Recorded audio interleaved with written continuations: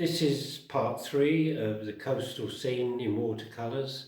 I'm just putting in the final details, building it out, and trying to make a decent painting of it. Hope you enjoy it. Bye. I've darkened some of the wood here and made it a little bit more woody, for want of a better word, and I put some colour in down here. I'm done a little bit to this wall here. I started shading in the shapes of rocks and cracks in the rocks. We've put in a couple more figures up there, and done a little bit to the boats, but not a great deal.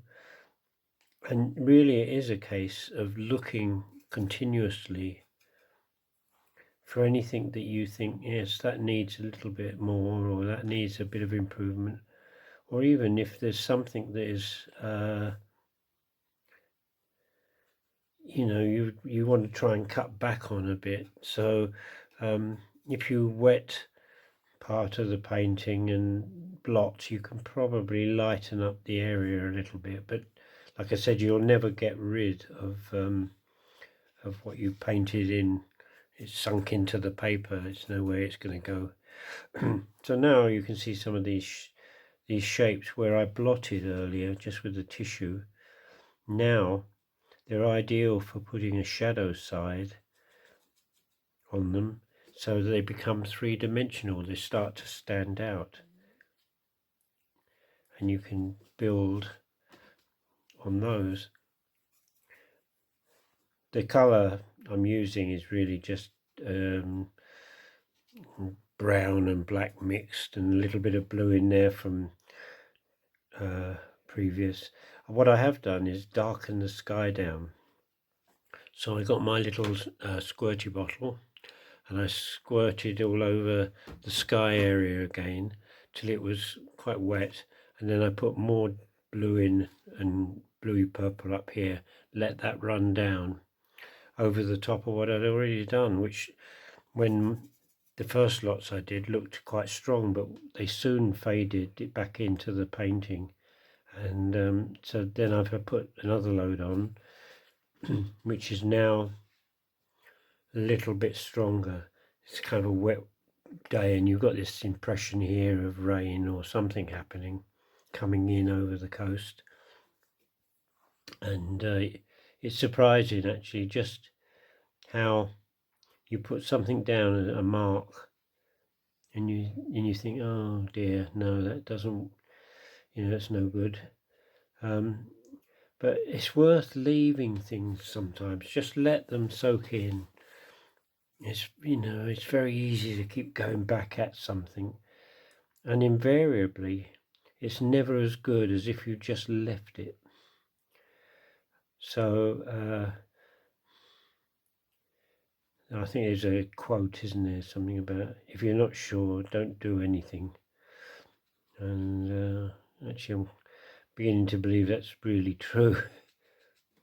So I'm going fiddling around, just doing little shadows, little dark bits. We've still got a side of the building here which needs to be sorted out. Sorry, I can't really show you. There we go. So I'm just putting a jagged little line, I'm leaving little white touches in there. Drag some of that shadow into the top of the building so it's not so obvious.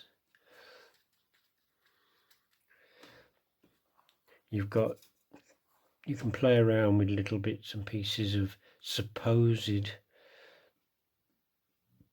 structures or whatever they are, but they may not leave the eye to think, oh, what's that? That must be some sort of cradle or whatever, but it doesn't necessarily have to be anything in specific. And if you don't like it, you can just watercolor it out a bit. I'll probably go back to that because I'm not totally convinced by that. So we've got objects inside there, we've got shadows on there, we've started to build out the buildings, their shapes. You can put a few suggestions of tiles and things in it. We can put some more people down here. Populating a landscape like this where you've got some distance is very good if you can put people in.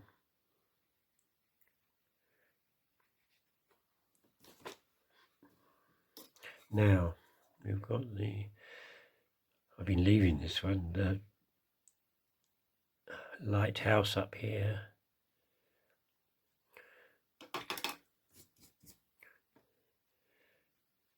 I don't usually like putting a white opaque paint in to watercolours. It can be done. Some artists use it quite a lot.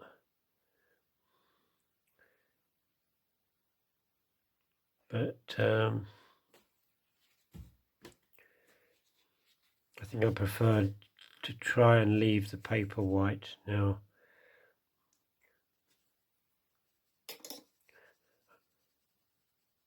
A lot of these things require leaving.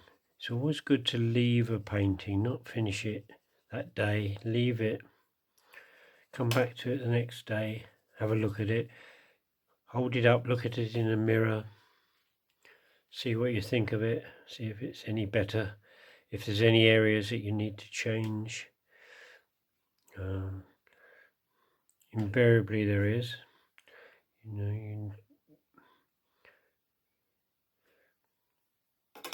Right, I'll leave that to dry because I've got to paint in the balcony bit up there and little pieces.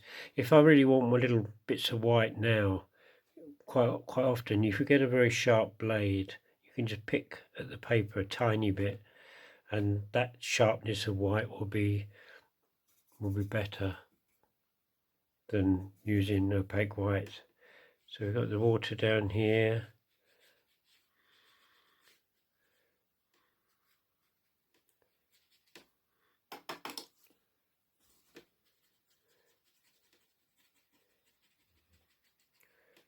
Take that out.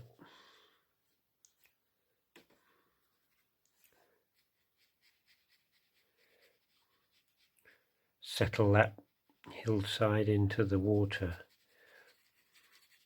Don't want obvious reflections, but it needs to create a bit of a shadow in the water. Okay, so you can work on that. This hillside here, you can put something in, but remember it's a long way off, so you don't really need to put much in. Whoops, that was a bit dark, wasn't it? Never mind.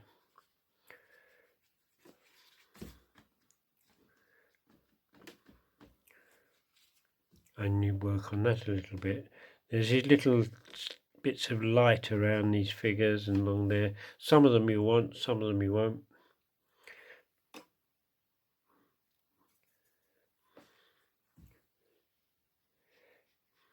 You've got the water, you can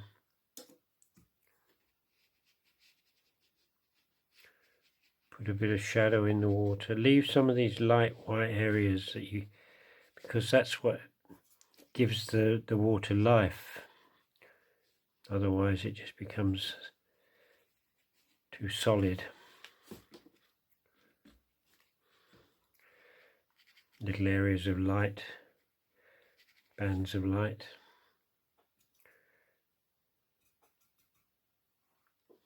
Put a couple down here.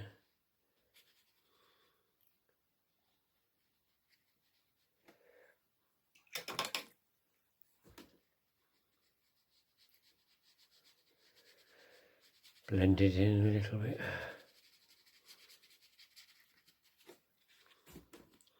A lot.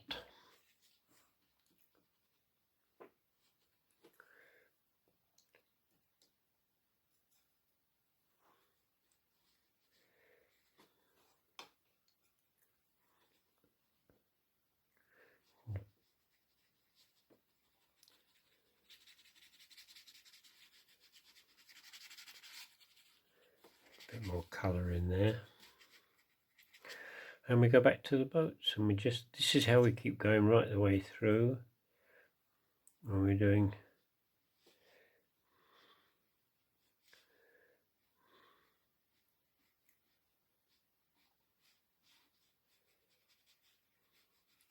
I want to keep this light area in the middle. You don't want it to stand out as like a hole or anything, but you need it to look like light reflecting.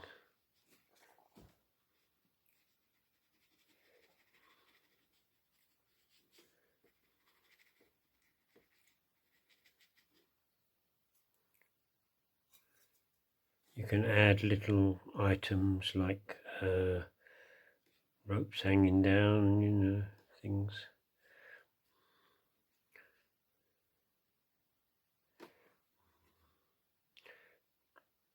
So you're trying to confuse the eye of the person looking at the picture, and they believe that they're seeing something, but really it's just marks, you know, it's just paint marks. So down here you've got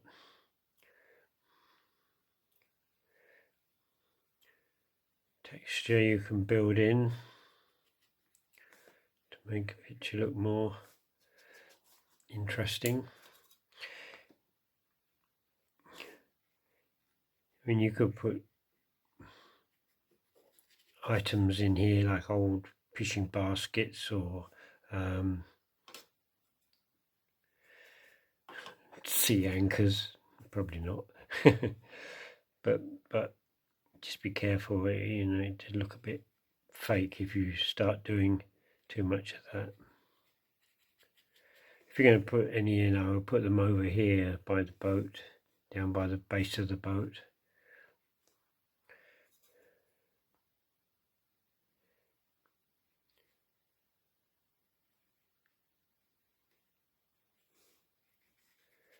So we're getting there now. Just keep fiddling, that's the answer. Trouble is you don't want to go too far because there's a point at which you need to stop, which I think I'm kind of getting to now. So what do I need to do now to this picture? Well, let's have a quick look. Right, I need to sort out this edge and some bits and pieces on these buildings. I don't need to do too much down here. I need to work on the back of this boat and along here. This is quite interesting, I like that. The water needs more reflections in it down here. It's too neat to change. Maybe just a bit more texture here, a bit more texture there. Finish this boat off.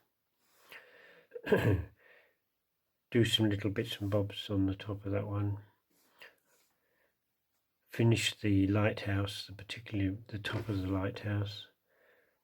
And apart from that, there's not too much more to do, although I would put it away for a day or two and then look at it.